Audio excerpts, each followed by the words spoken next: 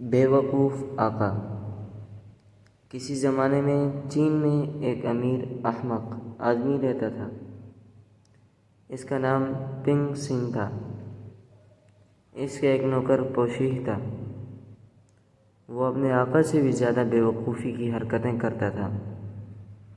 ایک دن پنگ سنگ نے سوچا کہ دریا کے کنارے چہل قدمی کریں۔ اس نے اپنے جوتے پہنے۔ یہ خیال نہیں کیا کہ ایک جوتے کا تلوا موٹا ہے اور ایک کا پتلا۔ وہی جوتے پہن کر ٹہلنے لگا۔ پیچھے پیچھے اس کا نوکر بھی تھا۔ تھوڑی دیر چلنے کے بعد پنگ سنگ کو محسوس ہوا کہ چلنے میں دقت پیش آ رہی ہے۔ ایک پیر دوسرے کے مقابلے میں نیچے چلا جاتا تھا۔ نوکر سے کہا، میرے پیر میں شاید کچھ تکلیف ہے۔ نوکر نے جواب دیا، شاید بارش سے سڑک پر گڑھے بن گئے ہیں۔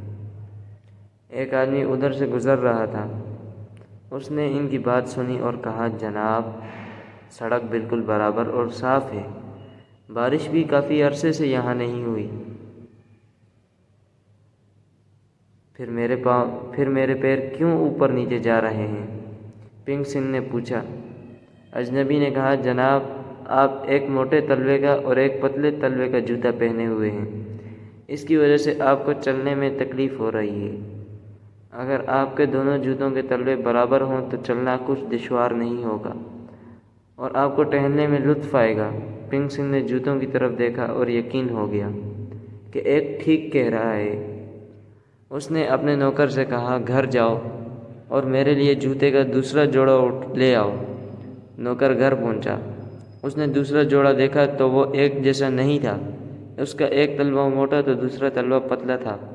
اس نے سوچا، یہ تو ویسے ہی جوتے ہیں جیسے اس کا آقا پہنے ہوئے ہیں اور جن کی وجہ سے ان کو تکلیف پہنچ رہی ہے، تو پھر ان جوتوں کو لے جانے کا کیا فائدہ؟